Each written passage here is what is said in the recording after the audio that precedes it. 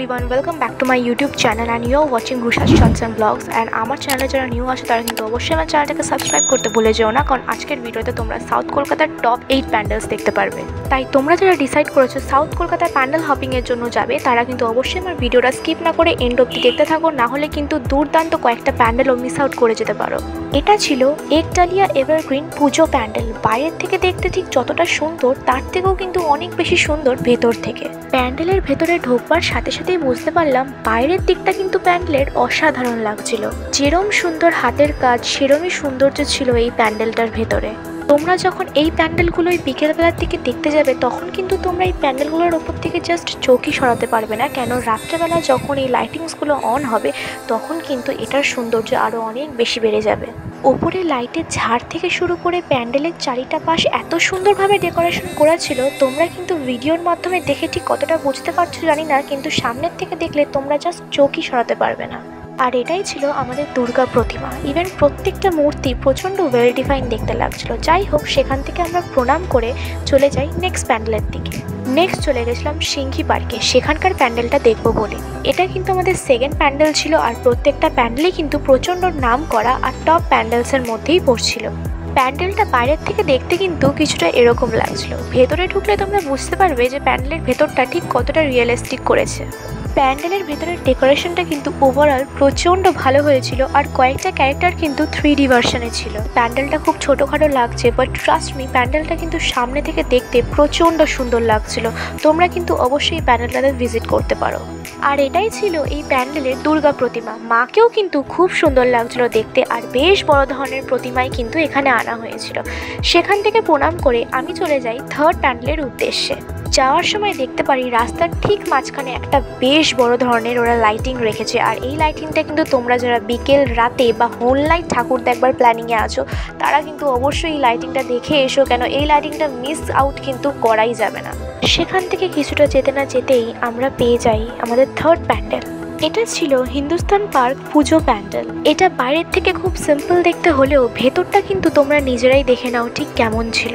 প্যান্ডেলের ভেতরে ঢোকবার পর আমার রিয়াকশনটা ছিল জাস্ট লাইক ওয়াও, কি দেখে ফেললাম। উপরের দিকটা পুরোপুরি গোল্ডেন কালারের ছিল আর তার মধ্যে ছোট ছোট লাইটের ঝাঁক লাগানো। এরকম টাইপের ছোটোখাটো লাইটের ঝাঁক আমি কিন্তু অন্য কোনো প্যান্ডেলে আগে কোনোদিনই লাগাতে দেখিনি। এত সুন্দর একটা ইউনিক আইডিয়া দেখে আমি তো অবাক হয়ে গেছিলাম। বালিগঞ্জে বা সাউথ কলকাতার ঠাকুর দেখতে গেলে কিন্তু অবশ্যই এই প্যান্ডেলটাকে লিস্টে রাখতে ভুলো না, কেন এটাও কিন্তু প্রচণ্ড সুন্দর একটা প্যান্ডেল। এই দুর্গা প্রতিমাটাও কিন্তু খুব মিষ্টি ছিল। তারপরে সেখান থেকে প্রণাম করে আমি চলে যাই ফোর্থ প্যান্ডেলের দিকে। এটা ছিল বালিগঞ্জ কালচারাল অ্যান্ড অ্যাসোসিয়েট, এখানকার 75তম পুজো। এই প্যান্ডেলটার ভেতরে ঢোকবার পর আমার মনে হয়েছিল আমি যেন কোনো রাজবাড়িতে চলে এসেছি, কেন এই প্যান্ডেলটা ছিল দোতলা একটা প্যান্ডেল আর পুরোটা প্রচণ্ড অ্যাট্রাকটিভ আর দুর্দান্ত ছিল, মানে চোখ ধাঁধানো বলা যায় এক কথায়। তোমরা কিন্তু অবশ্যই এই প্যান্ডেলটা মিস আউট করে যেও না। তোমরা যদি ওপরের দিকে যেতে চাও, মানে দোতলায় যেতে চাও, তাহলে কিন্তু তোমাদের কাছে নয় পাস থাকতে হবে, আর না হলে কিন্তু ভিআইপি টিকিট কেটে তোমাদেরকে ওপরে যেতে হবে। VIP ticket per person 100 rupees করে ছিল, আর যারা ভিআইপি টিকিট কাটবে তাদেরকে কিন্তু আলাদা করে লিফটে করে ওপরের দিকে উঠিয়ে দেবে। এটাই ছিল এই প্যান্ডেলের দুর্গা ঠাকুরের মূর্তি। পাশে দেখো লক্ষ্মী, সরস্বতী, গণেশ এবং কার্তিক ঠাকুরের যে মূর্তিগুলো ছিল সেগুলো কিন্তু ছোট ছোট গ্যাপের মধ্যে রাখা হয়েছে। নেক্সট চলে এসেছিলাম সমাজসেবী পুজো প্যান্ডেলে, আর এটা কিন্তু আমাদের 5th নাম্বার প্যান্ডেল ছিল।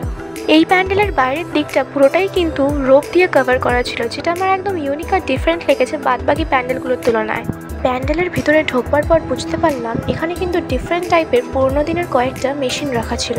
তোমরা যদি মেশিনটা সামনের থেকে দেখতে পারো দেন ভালোভাবে বুঝতে পারবে যে এই টাইপের মেশিনগুলো কিন্তু অনেক বছর আগে ইউজ করা হতো প্রিন্ট করবার জন্য, যেটাকে আমরা বাংলায় বলি ছাপানোর মেশিন। প্যান্ডেলটা কিন্তু বেশ অনেকটা বড় জায়গা জুড়ে বানানো হয়েছিল আর অনেকটা এফার্টস লেগেছিল এই পুরো প্যান্ডেলটাকে কমপ্লিট দিতে গিয়ে। প্যান্ডেলে আরও কিছুটা ঢোকবার পর দেখতে পেলাম ভিতরে একটা বড় ধরনের মেশিন রাখা আছে যার নাম টাইপ মেশিন। এটাও কিন্তু বহু বছরের পুরোনো মেশিন আর এটা আগেকার দিনে ইউজই করা হতো টাইপ করবার জন্য। বেসিক্যালি এই পুরো প্যান্ডেলটা একটা হিস্ট্রি ধরে রেখেছে। তোমরা যারা আগেকার দিনের ব্যাপারে কিছুটা জানো বা চেনো তারা কিন্তু অবশ্যই এখানে এসে রিলেট করতে পারবে। ফাইনালি দেখতে পেলাম দুর্গা প্রতিমাটাকে, এত সুন্দর ছিল, অসাধারণ করে কিন্তু ওভারঅল ডেকোরেশনটা করা হয়েছিল ভিতরের। সেইখান থেকে প্রণাম করে চলে গেছিলাম আমাদের 6th প্যান্ডেলের দিকে। নেক্সট দেখতে চলে এসেছিলাম ত্রিধারা পুজো প্যান্ডেল। প্যান্ডেলটা দেখবার পর যদিও আমি ফার্স্টে একদম সেরকমভাবে কিছু বুঝতে পারিনি, বাট পরে যখন প্যান্ডেলের ভেতরে ঢুকলাম তখন বুঝতে পারলাম যে এখানে কিন্তু ঋষিকেশের শিব মন্দিরটাকে তুলে ধরা হয়েছে।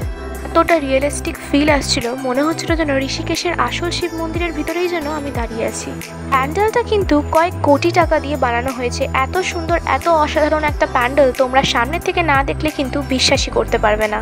ঋষিকেশের শিব মন্দিরের ভেতরে ঢুকলে ঠিক যেরকমটা দেখতে পারবে, এখানে আসলে কিন্তু তোমাদের ঠিক সেমই ফিল হবে, কেন ভিতরের দিকটা কিন্তু এক্স্যাক্টলি একই রকম ছিল।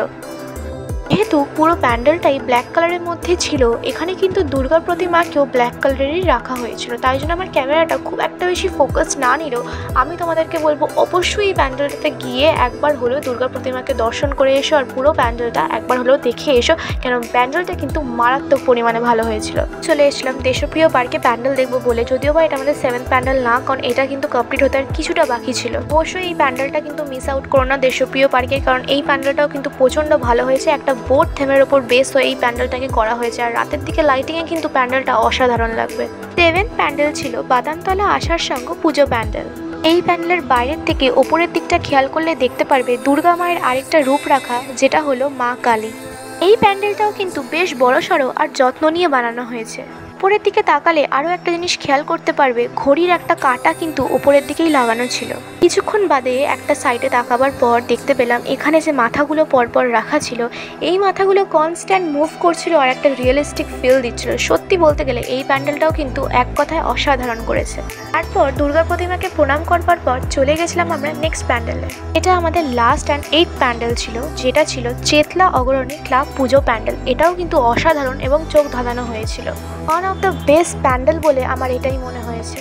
কিছুটা এগিয়ে গেলেই দেখতে পারবে বিরাট বড় আকারের একটা শিবলিঙ্গও কিন্তু তৈরি করে রাখা আছে, আর ঠিক তার পাশ দিয়ে ঢুকে গেলেই দেখতে পেয়ে যাবে অ্যাকচুয়াল প্যান্ডেল যেখানে দুর্গা প্রতিমাকে রাখা ছিল। ওপরের দিকের ডেকোরেশনটা কিন্তু আমার বেশ ভালো লেগেছে, অনেকগুলো ঘন্টা দিয়ে ওপর দিকটা সাজানো ছিল। ভেতরের দিকে সৌন্দর্যটা আরও বেশি বেড়ে গেছে এই সুন্দর কালারফুল লাইটগুলোর জন্য।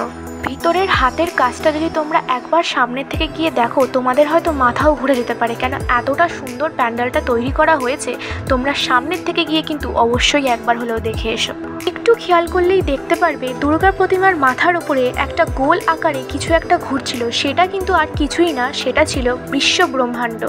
আজকের মতন ভিডিওটা আমি এত অবধিই রাখলাম। প্যান্ডেলগুলো যদি ভালো লেগে থাকে তাহলে অবশ্যই গিয়ে কিন্তু দেখে এসো, কেন পুজো কিন্তু শুরু হয়ে গেছে। আর আমার ভিডিওটা যদি ভালো লেগে থাকে তাহলে অবশ্যই লাইক কমেন্ট শেয়ার করে দিও, and don't forget to subscribe my channel এরকম বিভিন্ন রকমের কলকাতার ভিডিওস পাওয়ার জন্য।